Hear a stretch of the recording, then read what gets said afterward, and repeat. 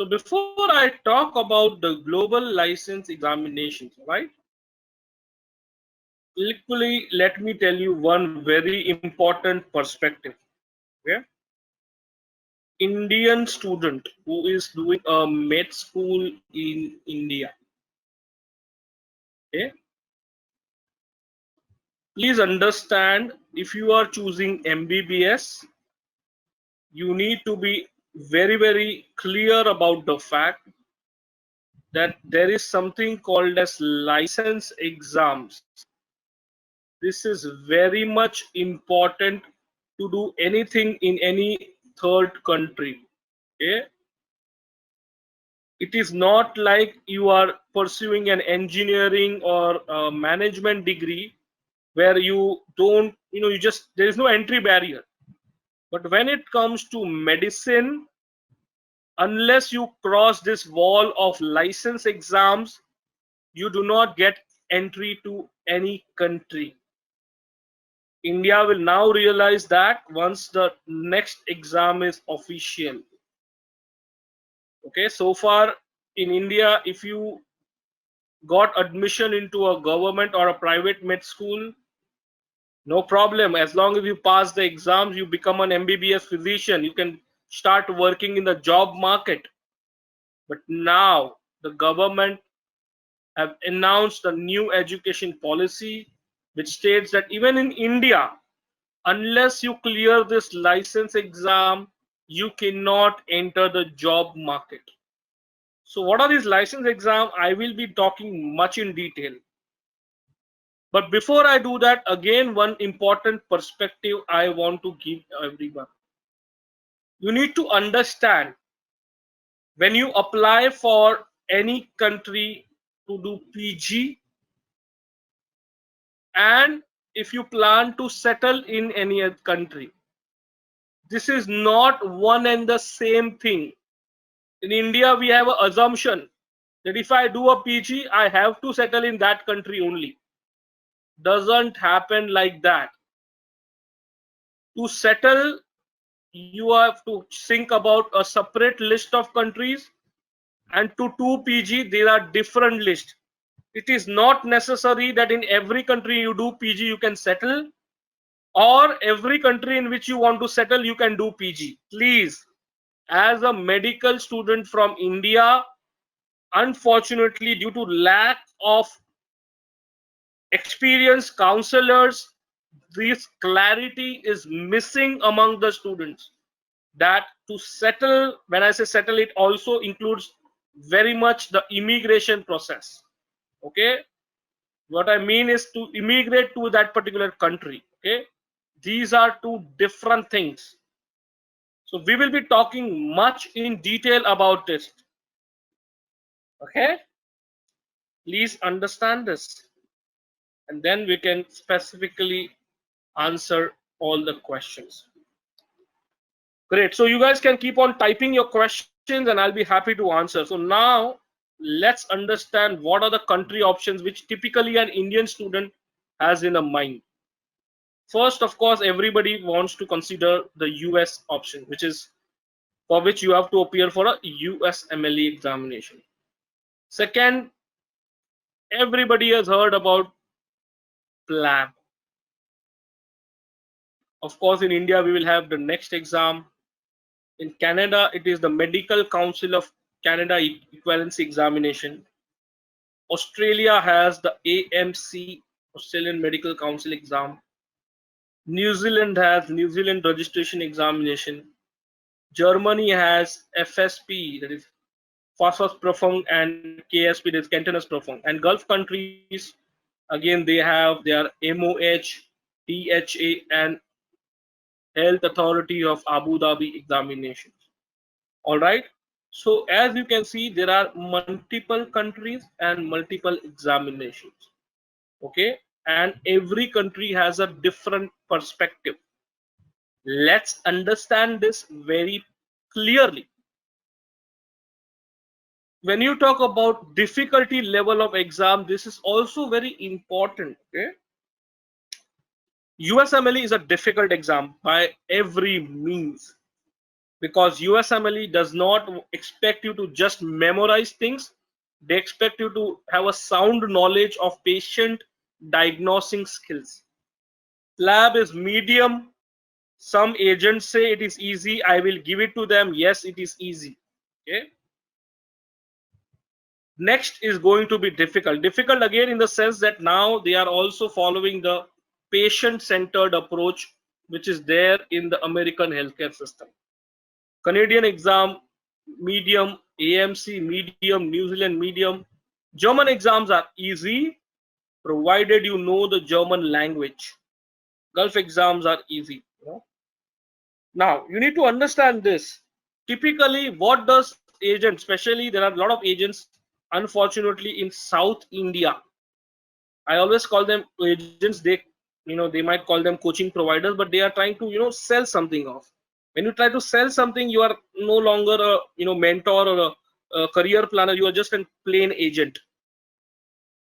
What they do is they tell, what, PLAB is the most easy exam, because they show you two fears. India, oh, very difficult. US, extremely difficult. So the easy way out is pitch you for PLAB. Understand this very importantly. Whenever you get a call or you are being referred by somebody to think about PLAB, ask them very simple question. In the last 5 years, tell them to give the names of only 10 students who are studying in a medical school in India and now are working successfully in UK. If they are able to do that, just go ahead with the plan. If not, then you know what is the reality. Tell them, I don't want the names of Indian or Pakistani origin UK citizens. I want somebody who did medical college in India and now is settled. Just tell them to give a data of 5 years and only 10 students. I'm not like asking like America. I'm not asking about 1,000 students. No, only 10 students. You will know all they do is sell you PLAB course. That's it. Once their course is done, they have made their money. Your career is destroyed. You could have spent your time, energy on a more productive country. You didn't do that. Why am I so not too convinced about the UK system? I will show you with the data. Let's talk about one by one things. Quota system. In America, there is no quota system whatsoever in the residency applications. UK, in fact, UK or the PLAB taught us all. We were all British colonies, so India learned from UK, Canada learned from UK, Australia learned from UK, and so did New Zealand. Germany, of course, there is no quota system. Gulf countries, no quota, no problem. Net number of PG, the highest number of PG seats are in US, 34,000. UK clinical seats close to about 15,000. Again, don't get fooled. A lot of people, agents, recommend you a master's program, but those are masters by research. They are not clinical program. So don't get fooled. India around 30,000 seats, out of which 20,000 in medicine, 10,000 around in surgery. Canada is about 2,000 seats. Australia is 5,000 seats to do PG. New Zealand 500, Germany 5,000, and Gulf countries around 500 across the Americas. Visa issues. Now, when I say visa, these are work visas. Okay. So work visas are the lowest in US because there is a huge demand. You might have heard about issues with regards to H1B, J1, but those issues are for non-clinical field, IT, engineering, those fields.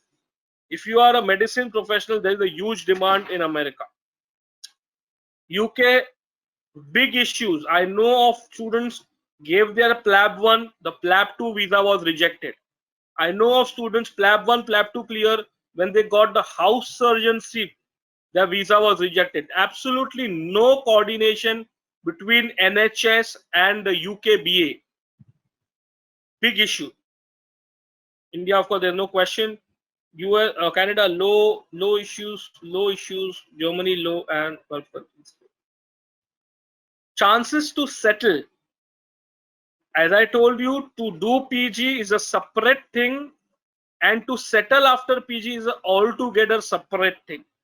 Do not mix the two things.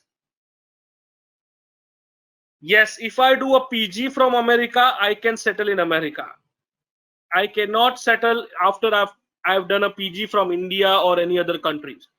Okay, if you want to settle in US, you have to do PG from US only.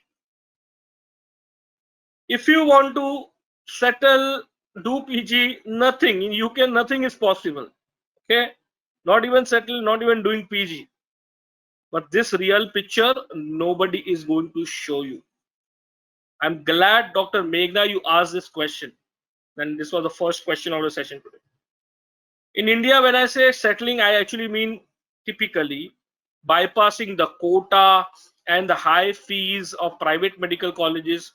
Only at the age of 32 an Indian physician settles. Canada, after PG from US or India. Why I say, and why I'm not discounting the Indian degree, because Indian PG is equally valued. So if you have a PG from India or from America, you have to appear the MECI exam, and under the specialist pathway, you can settle in Canada.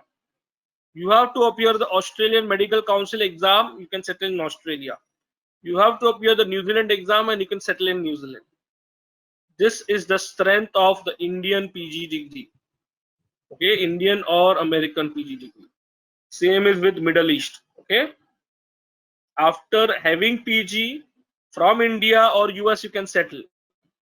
But to do PG, they don't have seats. So typically, what happens is, if I am a student from India, my first option is to do PG in India. Second, consider America as the option.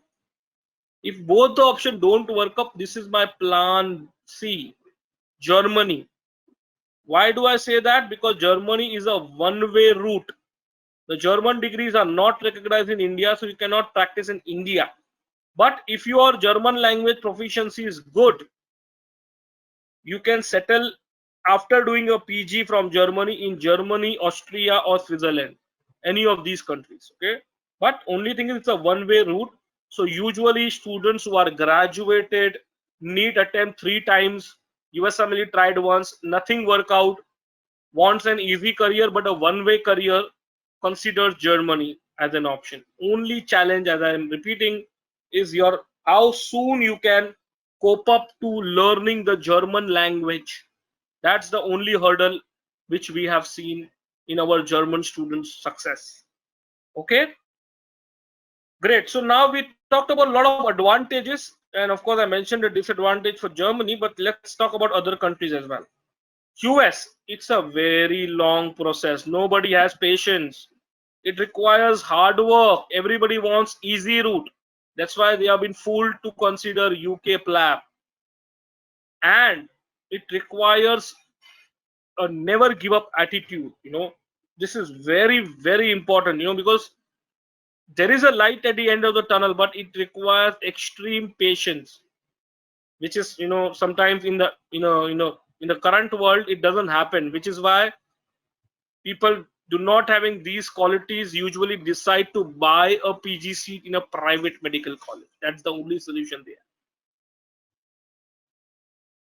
UK, I mean, I can make a list of what are the issues, but rather than hearing from me, you should hear from BAPIO, British Association Physician of Indian Origin. They will tell you what are the issues. Very simple. I don't have to do anything. I just have to take you to Google. You will realize we are living in 2020, but what are the complaints mentioned by UK NHS foreign physicians? You just type BAPIO UK medical issues, UK tax, NHS. You will realize what kind of problems actually people who are in UK are facing. We are living in 2020, and as on date as well,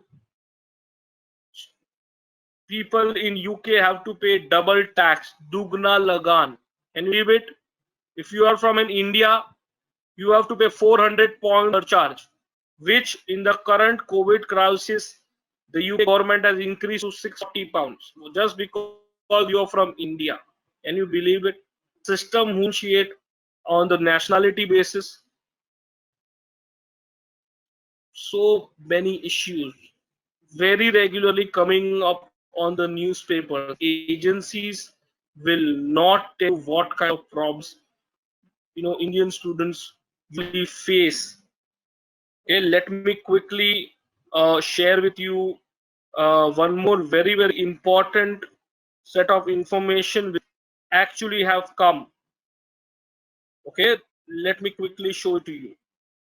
So there has been a article which has come in the Guardian newspaper. Okay, and I would like to show that article to everyone.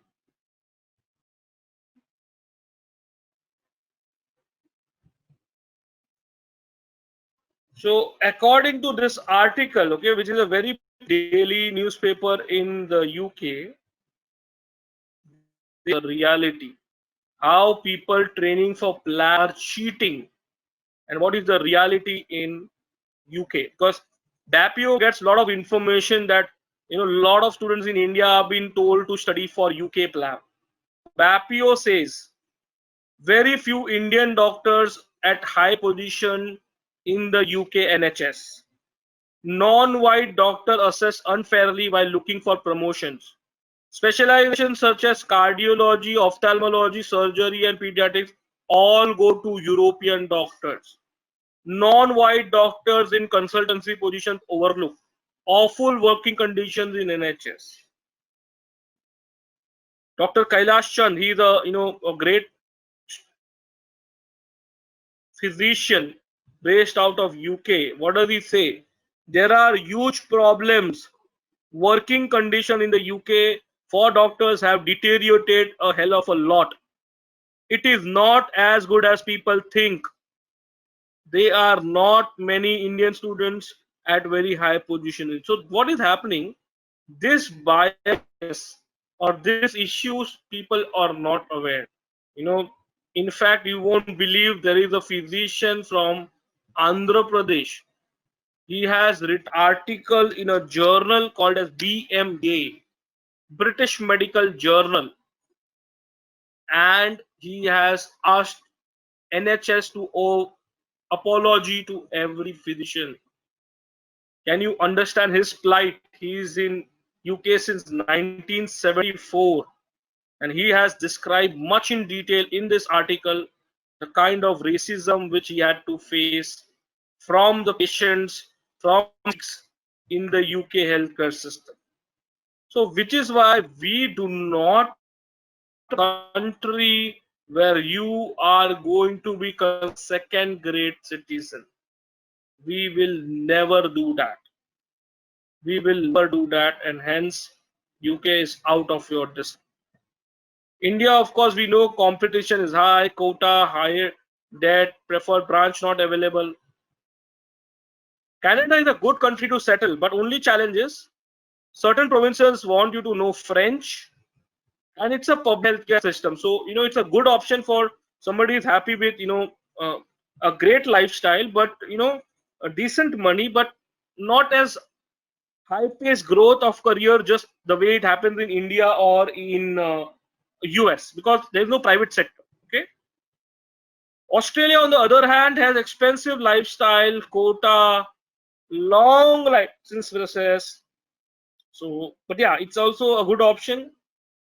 Somebody who wants to live in countryside, there's a huge skill gap there as well. But again, to do PG, they don't have seats. But if you have a PG from India or US, you appear the AMC exam, you can definitely settle under the specialist path. New Zealand, a lot of students think about New Zealand. I always say it's a great country to become a veterinary physician than a human physician, because the population of animals is huge and more than the human beings. So it's a very small country and sparse demand. So accordingly, plan your career. Germany, I already told you, you need to have a German proficiency. and you cannot practice in India.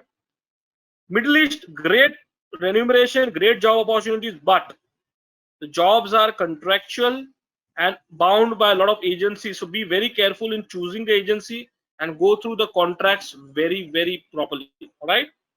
So I hope this answers your question, Dr. Meghna. Now you have a complete clarity of the career opportunities, which options to consider, which not to consider. All right. So now I have the next question from Nachiket. Okay. Nachiket is asking chances of getting surgery or residency. That's a good question, Rashid. We will be discussing much in detail. But before I do that, Nachiket, I would want to conduct a small poll just to understand everybody is aware about the US process. Great. So as you can see, 53% feel there is no tuition fee to do post graduation in America. 27% say 50 lakhs, 13% 35 lakhs, 7% 4 crores.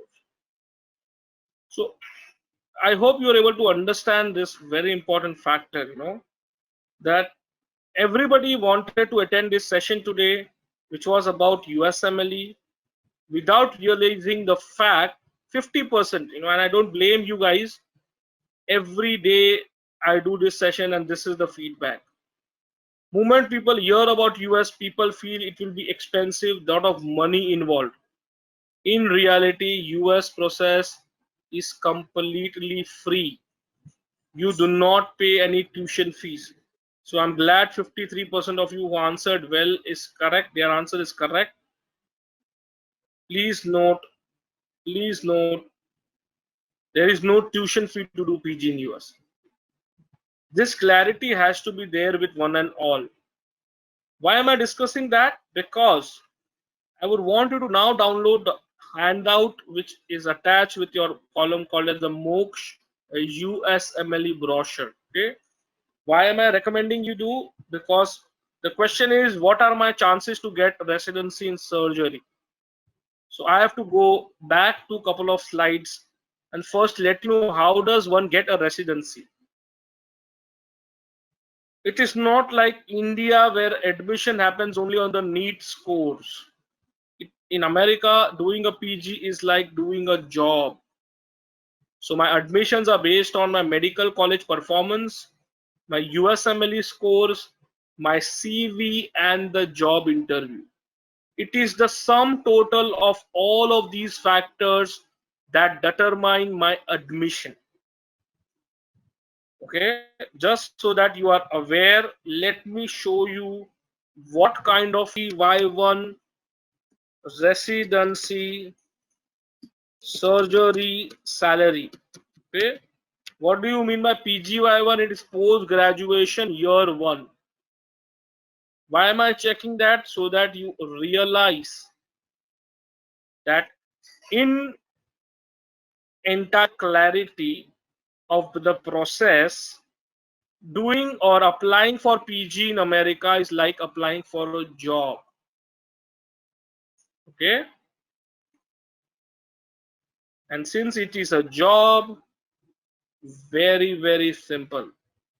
I will be paid salaries per month annually.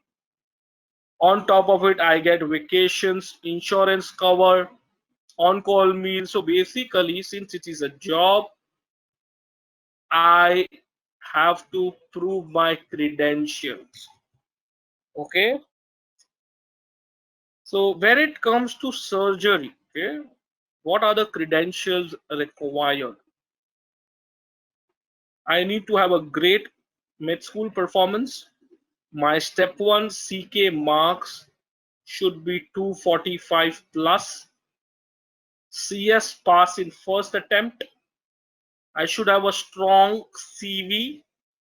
Like, things I do in my CV is like proving my affinity towards surgery, the kind of CMEs, conferences, surgery skill workshops I attend, plus also the important factors like, for example, the work which I do with my community medicine department, any research opportunities which I am involved with. As a physician, how I balance between academics, research, and community medicine. So all of these factors. And finally, the interview.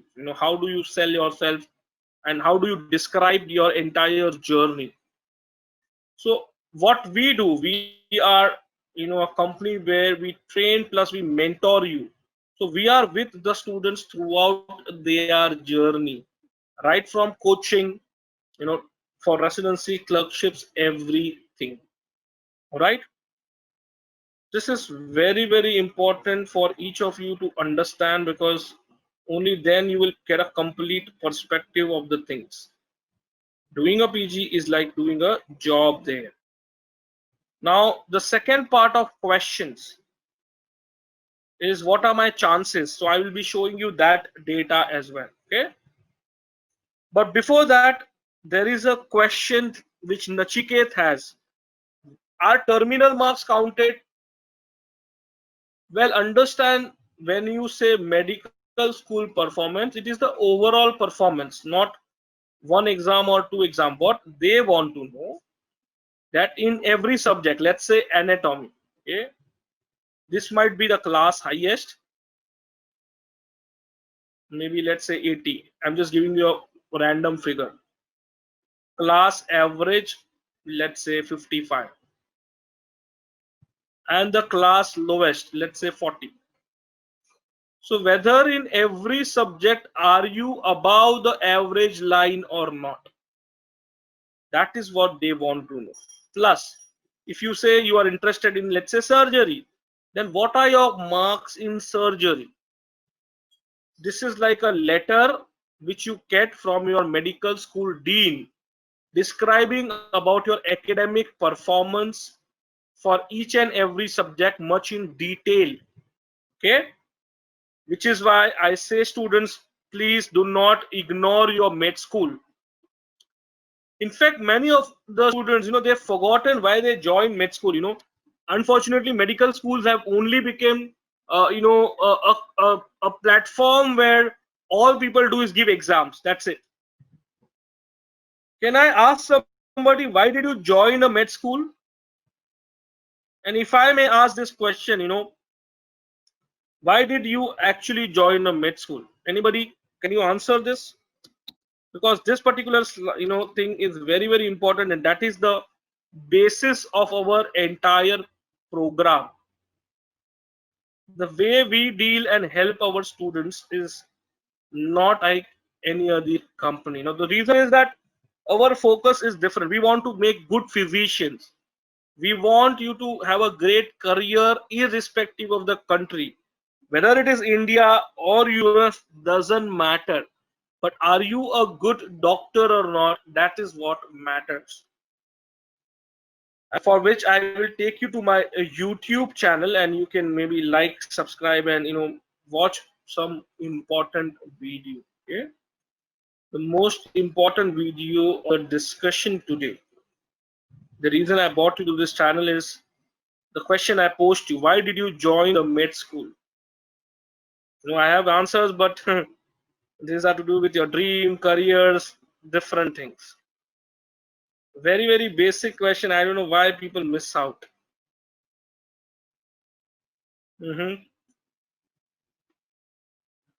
Liking, passion, that's all good. But why did you join or decided to, join a med school? This is the answer. You joined the med school because ultimately you want to become a good physician. You want to treat your patients. The patient-centered learning is something, unfortunately, have now, this point a lot of med schools have missed.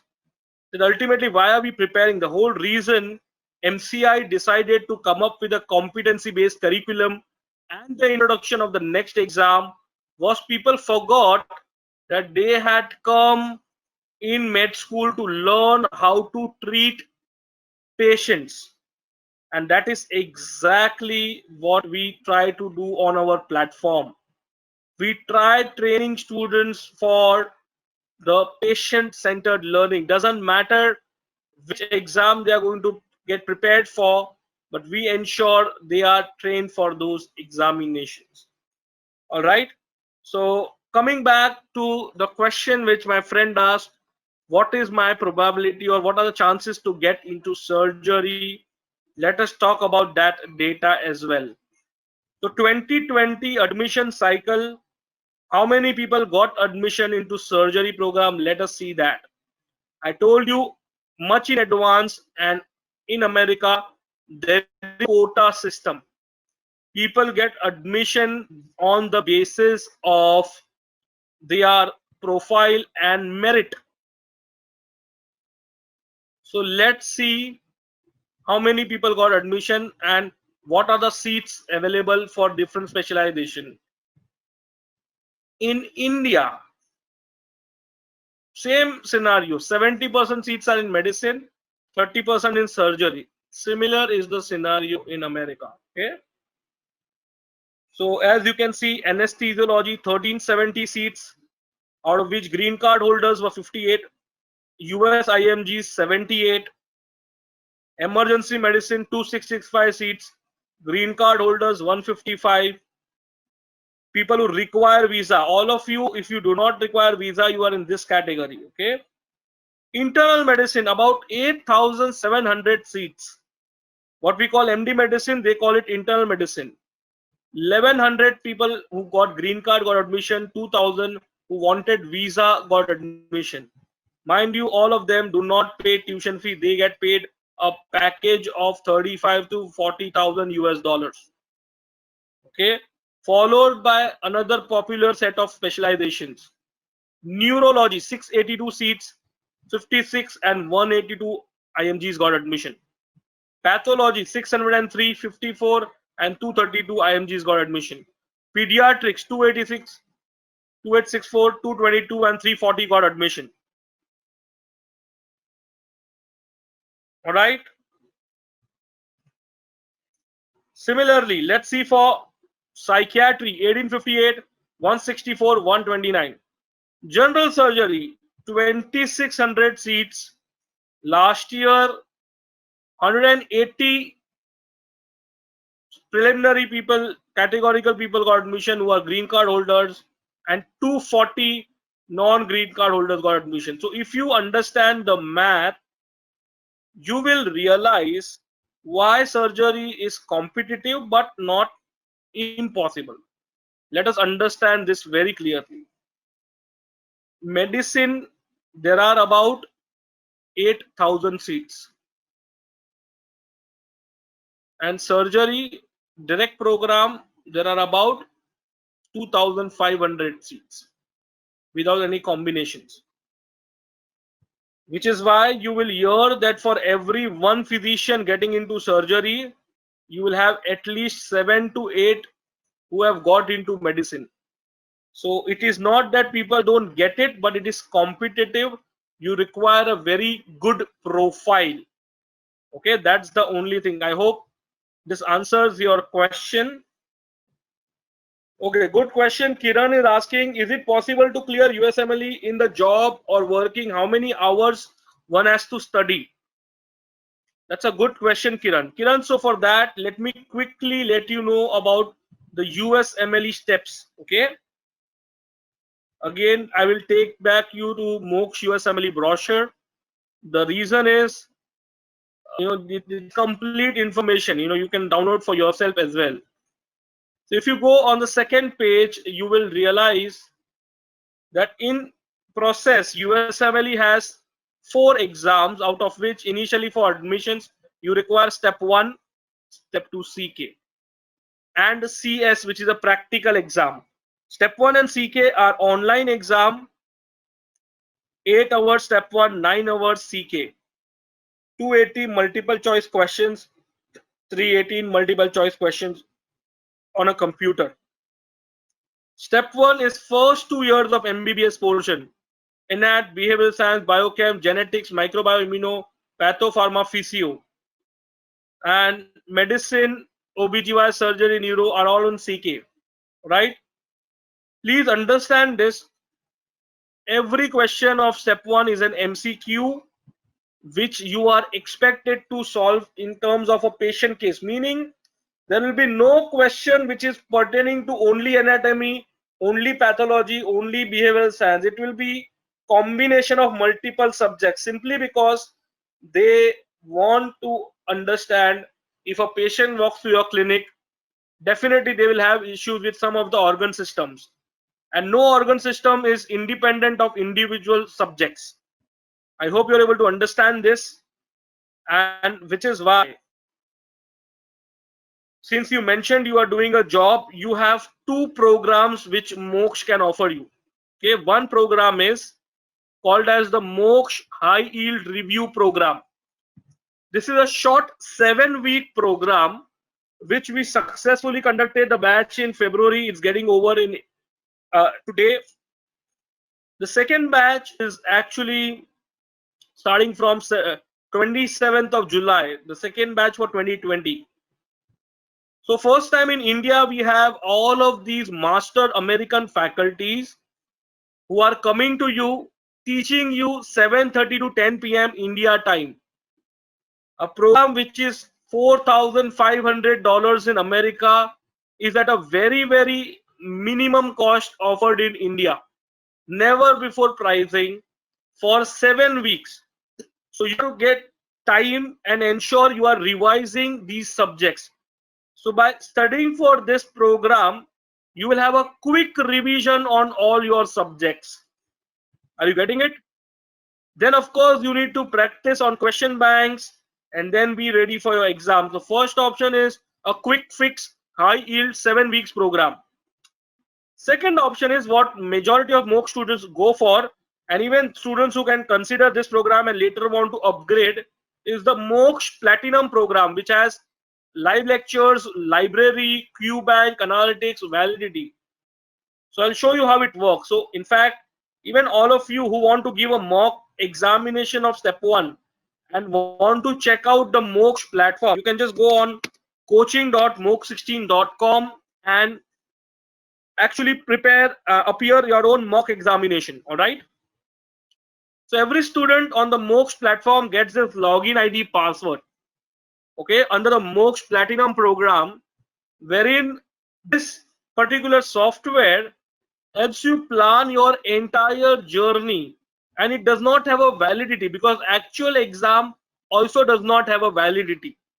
So minimum, if you are a working professional, you'll have to spend 2-3 hours a day, and you need to have your concept clarity. So you attend the lectures by different faculties happening on a different they are also operating from different time zones but online. You want to refer to content which helps you also brush up on detailed specific information. You are free to watch unlimited videos.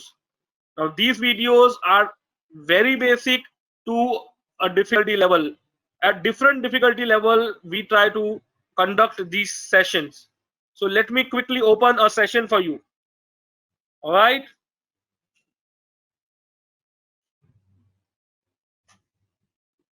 So as you can see, you can watch a particular video lecture. You can download notes. You can report mistakes, or you can ask doubts. So this software is available with each and every student, where entire live lecture planning is done for you. You have the entire study curriculum available with you, because we believe in patient-centered learning. We also give you access to a lot of research journals. Our idea is whatever you study, you need to correlate it with the research journals. That orientation is important, so we make you visit these journals as well. So this is highly important that you study and you refer to the various paper articles and journals which can give you further information over any topics we studying. All right. So On this platform, the most important thing that students do is appear for questions. There is an inbuilt queue bank where there are about 2000 questions to practice. Plus, faculties keep on giving a lot of tests, subject wise, discipline wise, system wise. You can create your own test, and once you appear on multiple tests, the system identifies your weakness at the topic subtopic level. What happens is USMLE exams can be given throughout the year at any point of time. So it's very important that you need to know when you are ready, which is why we keep on testing you. We keep on identifying which are your subjects of strength, weakness, and average. And finally, our artificial intelligence based software lets you know your predictive score, your overall performance by discipline, and that gives us an idea when you'll be exam ready. Plus, there is a career tool available where you can actually look at various career opportunities which you are planning to work in America. Complete news and updates, study material is available with you online, plus access to your international faculty. So you can at any point of time, any doubts are available, you can interact with any of the faculties at any point of time, any questions. The mix of experienced faculties which we have, whom you can kind of connect and interact and you know be ready for your exams. I hope this answers your question.